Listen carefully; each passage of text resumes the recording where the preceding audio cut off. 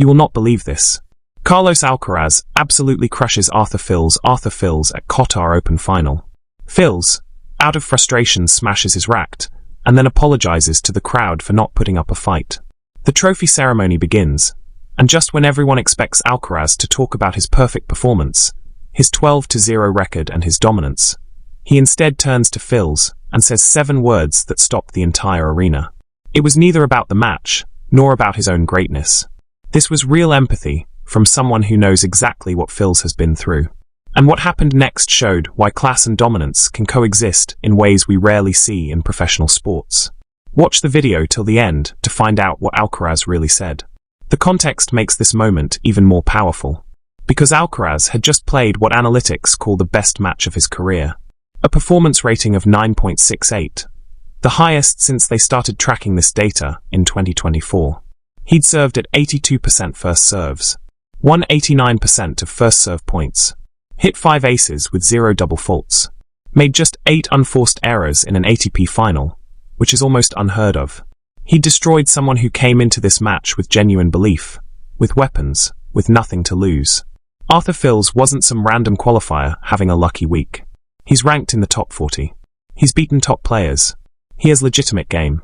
And Alcaraz made him look completely out of his depth in less time than it takes to watch a sitcom. That kind of dominance typically comes with swagger, with celebration, with a focus entirely on your own excellence. Because when you've just played the best match of your career in a final, the natural human instinct is to bask in that accomplishment. To talk about your level, your stats, your dominance. To make it about you. But that's not what Alcaraz did.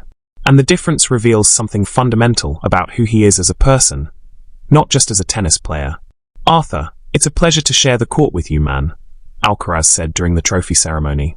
"I told you that more than making results and everything for me, it makes me really happy seeing you on the court once again." That opening line, "more than making results and everything," is crucial. Because results are supposed to be everything in professional sports. Winning is the point. Titles are what matter. Money and ranking and legacy are built on results.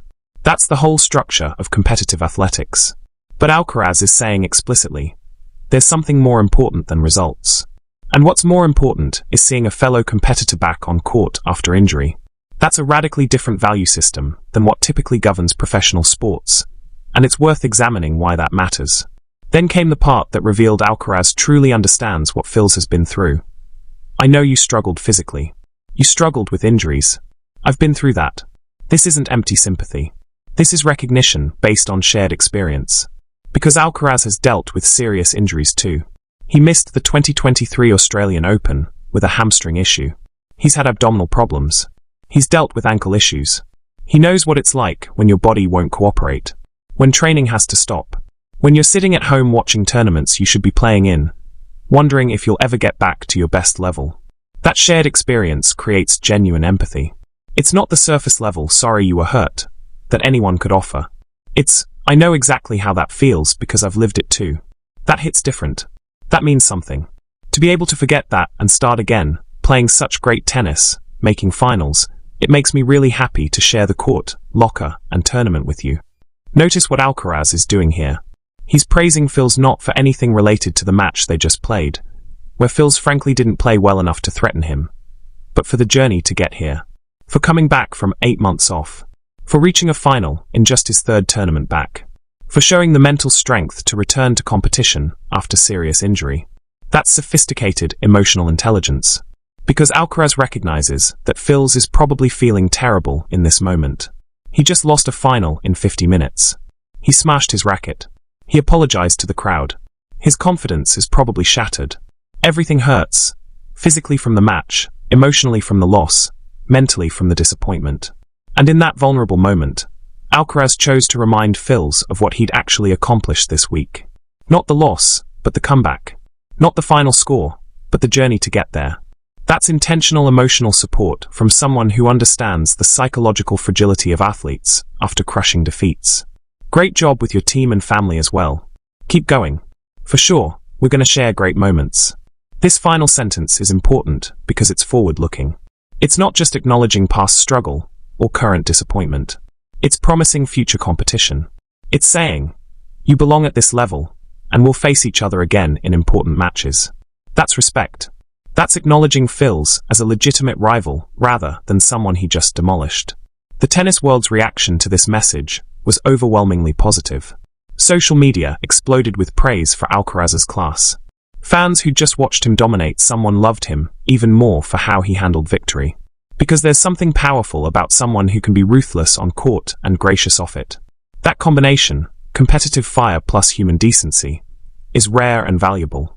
But Alcaraz's message also reveals something about his relationship with competition itself. Because for many athletes, opponents are obstacles. They're people trying to prevent you from achieving your goals. The relationship is inherently adversarial. You want them to lose. You want them to struggle. Their failure is your success. But Alcaraz seems to have a more nuanced view. Yes, he wants to win. Yes, he competes ferociously. Yes, he just destroyed Fils without mercy on court. But off court, he genuinely seems happy that Fils is healthy and competing well. He sees Fils not as an enemy, but as a fellow traveler on the professional tennis journey. Someone who makes the sport better by being in it. Someone whose success doesn't diminish his own. That's a mature perspective that usually takes years to develop. Most 22-year-olds who've just won their 26th career title are not thinking about their opponent's injury comeback. They're thinking about their own excellence, about their ranking, about what comes next for them. The fact that Alcaraz's first instinct was to acknowledge Fils' journey says something profound about his character. There's also the personal connection factor.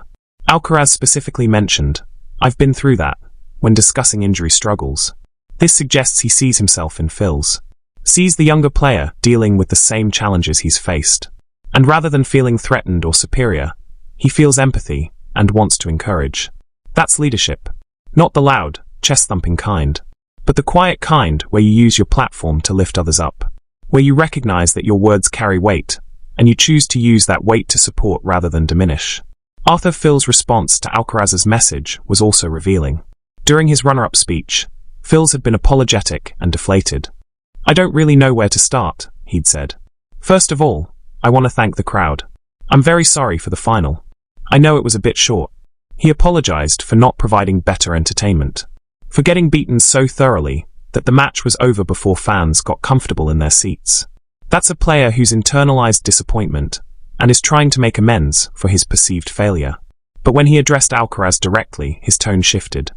"You played very good and made a hell of a job, man. It's a joke. So congrats to your team, to you. I wish you many more and keep going like this. You make an unbelievable job."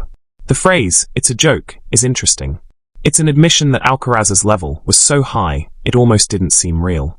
That facing that level of tennis felt impossible. That's not making excuses, it's acknowledging reality. And Fils' subsequent joke that Alcaraz was a bastard for playing that well shows the kind of respect and camaraderie that exists between them despite the competitive context. You can only joke like that with someone you genuinely respect, and who you know respects you back. The broader context of this exchange matters too. Because tennis can be an isolating sport. You travel constantly. You're away from family and friends. Your competitors are technically your colleagues. You see them every week. But they're also the people trying to beat you. That creates weird relationship dynamics where you're friendly, but not quite friends. Collegial, but not quite collaborators. Alcaraz's message to Fils represents an attempt to bridge that gap. To acknowledge the shared humanity underneath the competition. To say, yes, we're competing fiercely, but we're also both human beings dealing with similar challenges, and I recognize and respect your struggle. That kind of attitude could actually change tennis culture if enough top players adopt it. Because traditionally, the sport has been defined by intense rivalries that sometimes border on hostility. McEnroe and Lendl genuinely seemed to dislike each other. Connors and McEnroe had tension. Even in the modern era, there have been periods where Federer-Djokovic or Nadal-Djokovic relationships were strained. But the Alcaraz-Sinner rivalry, and now potentially Alcaraz-Fils if Fils continues improving, seems to be setting a different tone. Fierce competition combined with genuine mutual respect and support. That's healthier for everyone involved and models better behavior for younger players coming up. The injury component of Alcaraz's message also deserves deeper examination. Because injuries are the great equalizer in tennis. Doesn't matter how talented you are, if your body breaks down, you can't compete. And the mental toll of injury goes beyond just the physical pain or inability to train. There's the fear that you'll never get back to your previous level. The watching other players succeed while you're sidelined. The uncertainty about whether your body will cooperate when you return. The gradual erosion of confidence that comes from extended time away. The financial stress if you're not established enough to have savings. The psychological challenge of starting over. Alcaraz understands all of this. He's lived it. And when he tells Phils, "I've been through that," he's not just making conversation. He's communicating. "I know exactly how hard this is. I know what you've overcome to be here. And I want you to know that I see it and respect it." That validation matters enormously to athletes dealing with injury comebacks. Because the natural human tendency is to minimize your own struggle. To think, other people have dealt with worse. To feel like you shouldn't complain or need support because you're privileged to play professional tennis at all. External validation from someone like Alcaraz, someone at the absolute peak of the sport, counteracts that internal voice and reinforces that the struggle was real and overcoming it was legitimate achievement. The timing of Alcaraz's message also matters. He didn't wait until later. He didn't send a private text or wait for a chance meeting in the locker room. He said it publicly, during the trophy ceremony, in front of thousands of fans and broadcast to millions worldwide. That makes it more meaningful because it's not just personal support, it's public validation. By praising Phils publicly, Alcaraz is shaping the narrative around what happened in Doha. Instead of the story being, Phils got destroyed in 50 minutes, it becomes Phils made an impressive comeback from injury to reach his first final in months. Instead of focusing on the disappointment of the final, attention shifts to the achievement of the week. That's a gift. That's using your platform strategically to help someone else. And it costs Alcaraz nothing. If anything, it makes him look better, more mature, more empathetic, more well-rounded than just being a tennis cyborg who wins everything. There's also an element of enlightened self-interest in Alcaraz's approach. Because tennis is more fun, more challenging, more meaningful when there are multiple elite players competing at high levels. Alcaraz benefits from having strong rivals who push him to improve. Phils potentially becoming one of those rivals makes tennis better for everyone, including Alcaraz. So by encouraging Phils, by publicly supporting his comeback, Alcaraz is potentially helping cultivate a future rival who will make him better through competition. That's thinking long-term about the health of the sport and your own development, rather than just short-term about eliminating threats. The media coverage of this moment was also instructive, because sports media typically focuses on the competition itself. Who won? By how much? What the stats were? What it means for rankings and future matches. The human element often gets lost in the focus on results and analysis. But Alcaraz's message to Phils became a major storyline precisely because it centered the human element. It reminded everyone that these are real people with real struggles, not just data points in a competitive system. And fans responded to that humanity. They wanted more content about the message, more analysis of what it meant, more context about Phil's injury and Alcaraz's empathy. That suggests there's an appetite for sports coverage that goes beyond just wins and losses. For stories that acknowledge the full humanity of athletes. For moments that reveal character and values, not just skill and results. Alcaraz's message provided that, and people were hungry for it. Looking forward, the relationship between Alcaraz and Phils will be interesting to watch. Because if Phils continues improving, and he has the talent and now the experience of reaching a big final, they'll face each other more frequently in later rounds of important tournaments. Each match will carry the memory of this Doha final and Alcaraz's message afterward. Will that make Phils more motivated to beat Alcaraz? Will he use Alcaraz's kindness as fuel to prove he belongs at the same level? Or will the respect and support make their matches even more competitive, but also more collegial? Both players pushing each other to be better while maintaining genuine mutual respect? That's the ideal scenario for a rivalry. Not bitter enemies who hate each other, but respected competitors who bring out the best in each other while recognizing their shared humanity. The Federer-Nadal rivalry eventually evolved into something like that, where fierce competition coexisted with obvious mutual admiration. Alcaraz and Phils have the opportunity to build that dynamic from the beginning. The broader lesson from this moment extends beyond just Alcaraz and Phils. Because every champion faces a choice in how they handle victory. They can gloat. They can be dismissive. They can focus entirely on their own excellence. Or they can be gracious. They can acknowledge opponents. They can use their platform to lift others up. Alcaraz chose the latter. And in doing so, he demonstrated that you don't have to choose between being competitive and being decent. between wanting to win badly and treating opponents with respect and empathy, between caring about results and caring about people. You can be ruthless on court, destroy someone in 50 minutes, hit 23 winners, make them feel completely outmatched, and still be gracious afterward. Still acknowledge their struggle. Still encourage their journey. Still see them as a human being worthy of respect, rather than just an obstacle you overcame. That's what separates good champions from great ones. Good champions win a lot. Great champions win a lot and make everyone around them better in the process. They elevate the entire sport through their approach to competition and victory. Carlos Alcaraz, at just 22 years old, is showing signs of being that kind of champion. Not just in his tennis, which is obviously historically great, but in how he treats people, how he handles success, how he uses his platform, how he balances the competitive fire required to dominate with the human decency required to be someone worth admiring beyond just their results. Arthur Fils is only 21 years old. He has a full career ahead of him, and he'll remember this moment, this final, this defeat, this message from Alcaraz, for the rest of his life. Not because of the score or the brevity of the match, but because of what the world number one said to him afterward. It makes me really happy seeing you on the court once again. Those words, from someone who just destroyed you, from someone at the peak of the sport, from someone who knows exactly what you've been through, those words matter. They provide perspective. They provide encouragement. They provide hope that despite this defeat, despite this disappointment, the journey was worthwhile and the future is bright.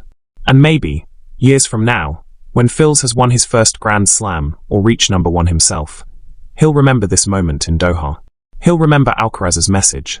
And maybe he'll pass on that same grace to a younger player dealing with injury, struggling to come back, needing to hear that someone sees them and respects their struggle. That's how culture changes. Not through grand pronouncements or policy changes, but through individual acts of decency that ripple outward. Through champions who choose to lift others up. Through moments of genuine empathy that remind everyone involved that we're all human beings first and competitors second.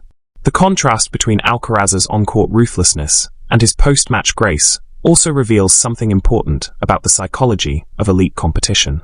Because there's a myth in sports that being nice means being soft.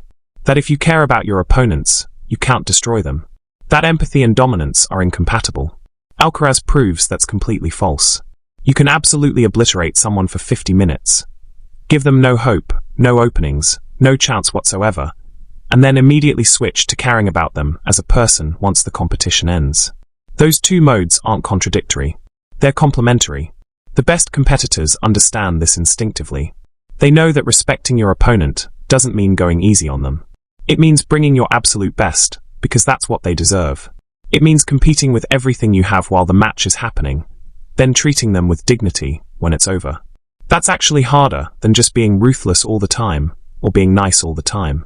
It requires emotional sophistication to toggle between those modes. To be a killer on court and a decent human off it. To separate the competition from the person. To understand that beating someone badly doesn't diminish them as a human being worthy of respect. Alcaraz's message to Fils also highlights the role of privilege and platform in professional sports. Because Alcaraz can afford to be gracious. He's world number one. He's financially secure. He's got nothing to prove. His status isn't threatened by acknowledging someone else's struggle or praising their journey. But he could just as easily use that platform for pure self-promotion. He could make every post-match moment about himself. He could treat opponents as irrelevant footnotes in his story. Many champions do exactly that, and nobody really criticizes them for it, because winning is supposed to justify everything. The fact that Alcaraz chooses differently, chooses to use his platform to acknowledge others, to provide encouragement, to model grace, that's a choice that reveals character. It's not required. It's not expected. It's just who he is. And that choice matters beyond just this one moment with Fils. Because young players watching this, kids who dream of being professional tennis players, are learning what championship behavior looks like. They're seeing that you can be dominant and decent, that you can win everything and still care about the people you beat. That success doesn't require sacrificing your humanity. That's modeling leadership in a way that creates better culture throughout the sport. If the next generation of champions follows Alcaraz's example, tennis becomes a more humane sport, more supportive, more focused on collective elevation rather than just individual achievement. The response from the tennis community has been telling. Former players, coaches, commentators. Almost everyone who weighed in on Alcaraz's message praised it. Not because it was surprising that he was gracious, but because the specific content of what he said revealed genuine understanding and empathy. Many athletes offer generic congratulations or sympathy. Good effort. Tough luck. You played well. The kind of things anyone could say without really meaning them. But Alcaraz's message was specific to Phil's situation. Specific to the injury struggle. Specific to what it means to come back. That specificity is what made it meaningful rather than just polite. There's also something to be said about the timing within Phil's career. He's 21 years old. This was his biggest final. He got destroyed. That's the kind of experience that can either motivate you or break you, depending on how you process it and what happens immediately afterward. If Alcaraz had ignored him or been dismissive, Phil's might have spiraled into self-doubt. I don't belong at this level. I'm not good enough. Why am I even trying? But Alcaraz's message provided a different narrative. You've overcome so much to be here. The journey matters. Keep going. That's the narrative that helps an athlete bounce back from crushing defeat rather than being destroyed by it. In that sense, Alcaraz's words might genuinely affect Phil's career trajectory. They might be the thing Phil's remembers when he's struggling in training next week, when he's doubting himself before his next tournament, when he's wondering if he can really compete at the highest level. He'll remember that the world number one, the guy who destroyed him, still believes in him and respects his journey. That's powerful. That's potentially career-altering. And Alcaraz probably doesn't even realize the full impact his words might have. He was just being himself, saying what felt right in the moment.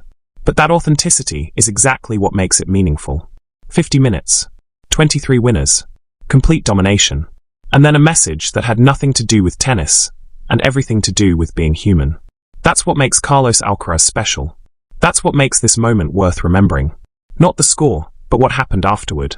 Not the destruction, but the grace. Not the victory, but the humanity that accompanied it.